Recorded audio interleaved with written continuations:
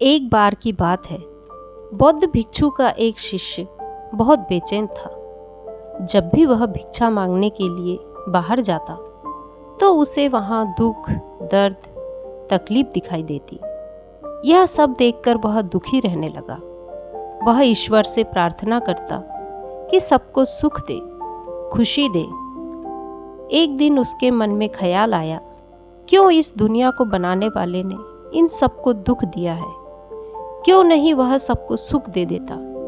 यही सवाल लेकर वह अपने गुरु के पास पहुंचा और कहा, गुरुवर, यह दुनिया इतनी दुखी क्यों है? क्यों चारों ओर दुख ही दुख है? यह दुनिया बनाने वाला क्यों नहीं इन सबको सुख और खुशियां दे देता? इन सब को देखकर मैं बहुत दुखी हूँ। मैं जब भी भिक्षा मांगने जाता तो मुझे वहाँ दुख और दर्द के अलावा कुछ और दिखाई नहीं देता। हर कोई बेचैन है, हर कोई परेशान है। बौद्ध भिक्षु ने कहा, इन सबको सुख ही दिया है, पर इन्हें अपना सुख दिखाई ही नहीं देता। इसमें कोई क्या कर सकता है? शिष्य ने कहा, गुरुवर, अगर सुख होगा तो सुख दिखाई देगा, और अगर दुख होगा तो दुख दिखाई देगा। सुख दुख कैसे बन सकता है? दुख है तभी तो लोग दुखी और बेचैन हैं। बौद्ध भिक्षु मुस्कुराए और कहा, मैं जानता हूं कि तुम एक बहुत अच्छे मूर्तिकार हो।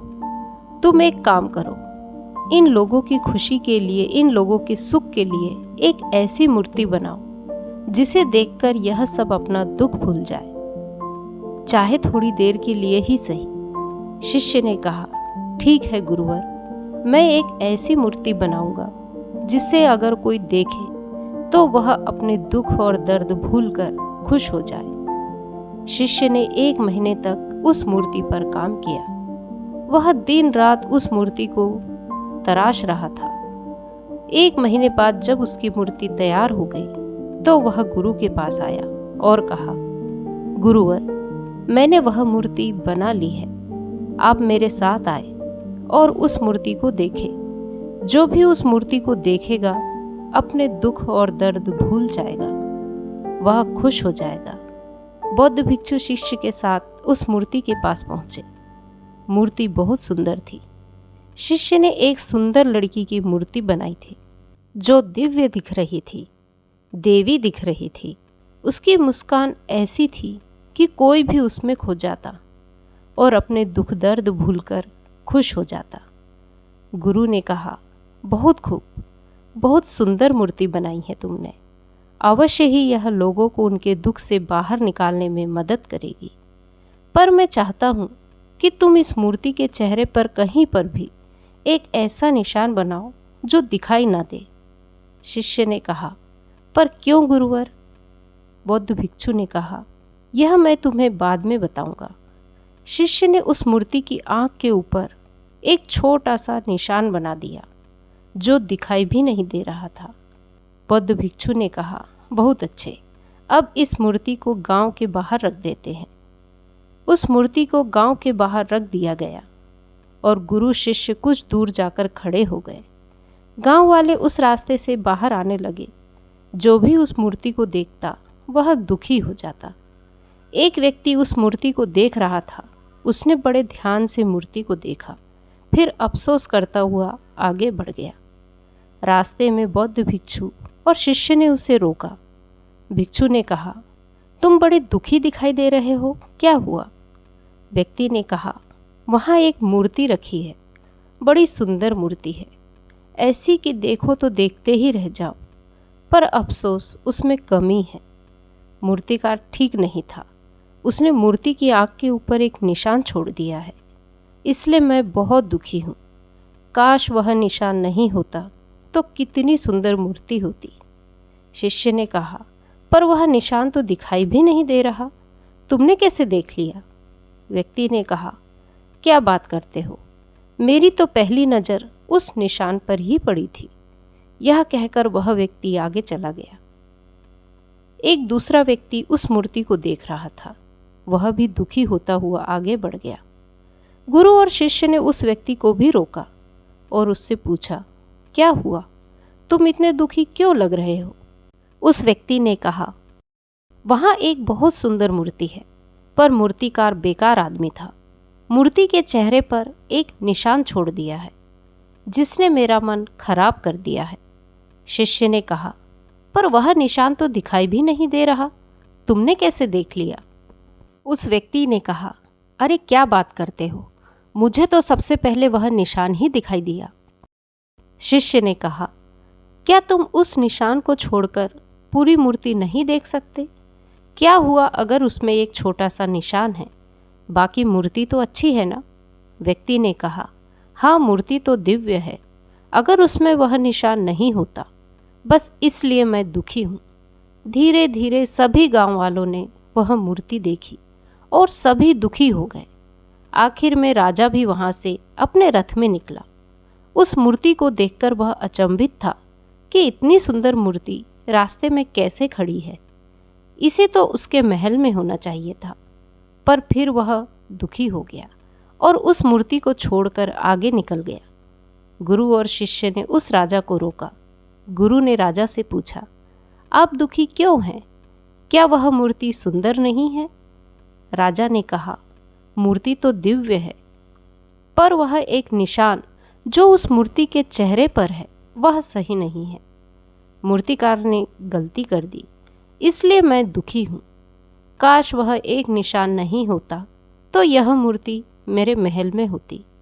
यह कहकर राजा भी वहाँ से आगे चला गया। गुरु और शिष्य दोनों मूर्ति के पास पहुँचे। शिष्य ने बड़े ध्यान से मूर्ति को देखा। मूर्ति बहुत सुंदर थी, उसमें कोई कमी नहीं थी और ना ही वह निशान दिखाई दे रहा था। शिष्य बड़ा अचंभित था। उसने गुरु से कहा, गुरुवर, मूर्ति में तो कोई कमी नहीं है, पूरी मूर्ति दिव्य रूप है। एक छोटा सा निशान ही तो है, और वह भी ऐसा कि दूर से देखो तो दिखाई भी ना दे। बहुत नज़दीक आकर देखोगे तब भी ध्यान देने से दिखता है। तब यह सारे लोग उस एक छोटे से निशान के पीछे ही क्यों पड़े हैं? इन्हें पूरी मूर्ति क्यों नहीं दिखाई दे रही? बौद्ध भिक्षु ने कहा, तुम पूछ रहे थे ना कि दुनिया बनाने वाले ने दुख क्यों दिया? उसने दुख नहीं दिया, उसने तो इन्हें सुख देने की सारी व्यवस्था की थी। पर ये सब पूरी मूर्ति नहीं देखते, यह एक कमी देखते हैं। ये पूरा सुख नहीं देखते, उसमें एक छोटा सा दुख ढूंढने में लगे रहते हैं। जैसे तुम्हारी मूर्ति में इन्होंने सुख की जगह दुख ढूंढ लिया, ऐसे ही इनके पास सुख ही सुख है, पर ये उस एक दुख में खोए रहते हैं जिसका कोई वजूद भी नहीं है। जैसे तुम्हारी मूर्ति में इस छोटे से निशान का कोई वजूद नहीं है। शिष्य ने कहा, ऐसा क्यों गुरुवर? गुरु ने कहा, बेचैन मन के कारण यहाँ सब बेचैन है। यह कभी भी पूरी मूर्ति देखते ही नहीं है, यह कभी भी अपना पूरा सुख देखते ही नहीं है। यह देखते हैं एक छोटी सी कमी, यह सुख के बीच दुख ढूंढते हैं। यह सारी दुनिया विराट सुख को छोड़कर छोटे छोटे दुख को पकड़कर बैठी रहती है। यही उनकी जिंदगी और यही उनकी दुनिया है। जिस प्रकार इस मूर्ति को बनाने वाले को सभी लोग दोष दे रहे थे, उसी प्रकार इस दुनिया को बनाने वाले को भी सभी लोग दोष देते हैं। जबकि इसमें गलती किसकी है, मूर्तिकार की या मूर्ति को देखने वाले की? शिष्य ने कहा, गुरुवर, क्या इन्हें सुख मिले ऐसी कोई व्यवस्था नहीं हो सकती? बौद्ध भिक्षु ने कहा, मैंने बताया ना, सुख तो इन्हें मिला हुआ है। इन्हें वह छोटी सी कमी छोड़कर पूरी मूर्ति देखनी होगी, तभी तो इन्हें अपना पूरा सुख दिखाई पड़ेगा। शिष्य ने कहा, और इसके लिए क्या करना होगा गुरुवर? गुरु ने कहा, अपने ध्यान को छोटी सी कमी से हटाकर पूरी मूर्ति पर लगाना होगा, और यह तभी संभव होगा जब वह अपने बेचैन मन से छुटकारा पाने की कोशिश करे, अपनी समझ को बढ़ाए, ध्यान करे और ध्यान से मन की बेचैनी कम करे। एक शांत मन पूरी मूर्ति देख सकता है, लेकिन एक बेचैन मन उसमें कमियां ढूंढता है और दुखी रहता है। शिष्य ने कहा, मैं आपकी बात समझ गया हूँ गुरुवर।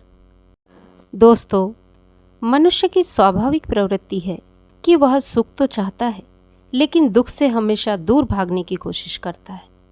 किंतु देखा जाए तो दुख की घड़ी में ही मनुष्य के आत्मबल, धैर्य, विवेक और जीवटता की असली परीक्षा होती है। यदि व्यक्ति अपने जीवन में दुखों पर ही ध्यान केंद्रित करेगा तो वह कभी भी सुखी नहीं हो सकता। इसीलिए उसे छोटे छोटे पलों में खुशियाँ ढूंढनी चाहिए, जिससे उसका जीवन सुखी हो सके। तो आज की कहानी यदि आपको पसंद आई हो तो कहानी को लाइक, शेयर, कमेंट करें और मेरे चैनल को सब्सक्राइब करें। नमो बुद्धाय।